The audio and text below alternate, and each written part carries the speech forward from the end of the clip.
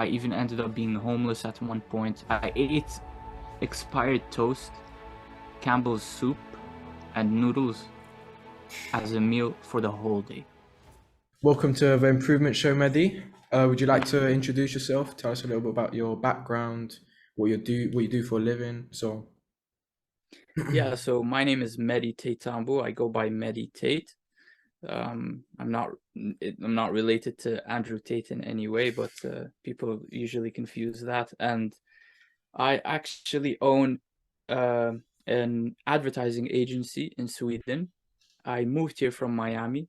Before Miami, I used to live in LA. Before that, Boston. Before that, Marrakesh, Morocco. That's where I'm born. I grew up back and forth within the States and Morocco, so I think that'll explain my accent, and it's also quite thick to some of you out there listening.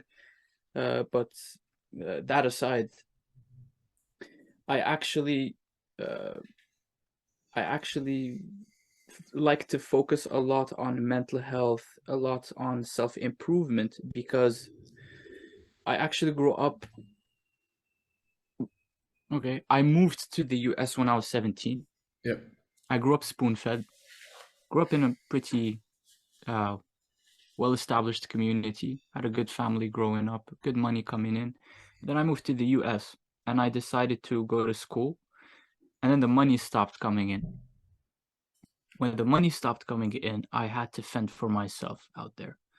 And that led me to do all sorts of things, from writing essays to other people, working in really, really dangerous neighborhoods overnight, like sleeping with guns crazy. overnight, basically. And I had to fend for myself, and it was really tough at first because I couldn't assimilate correctly, because it was just a very different world. I even ended up being homeless at one point. I You used to know, eat uh I ate expired toast, Campbell's soup, and noodles as a meal for the whole day. And I'll try to find one of my photos. At that point, I was so skinny, you could just tell something was off. Panic attacks a day. I remember crazy. because I used to time them.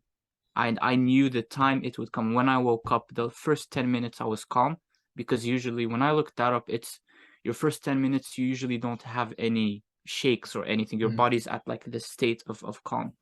And after that, it was just full on, okay, I'm gonna wait for it to come. And then I'll move on with my day. And I'd have one before sleeping.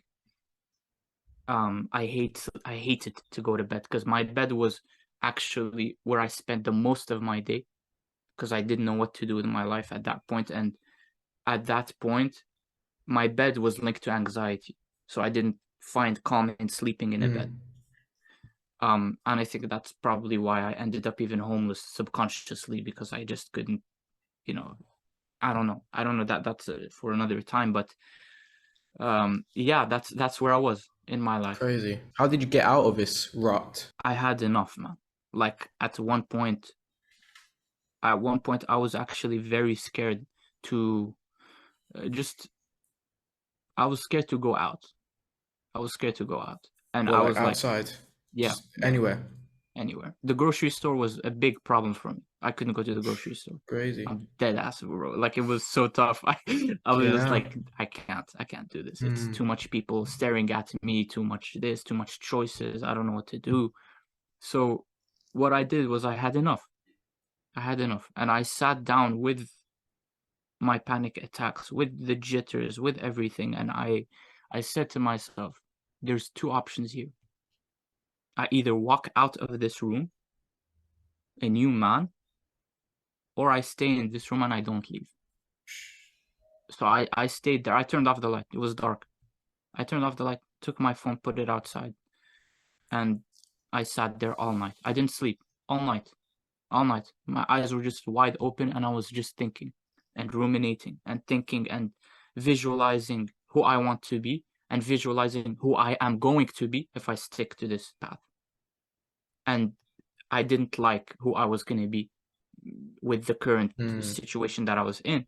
So I actually decided that I'm going to have my last panic attack that night.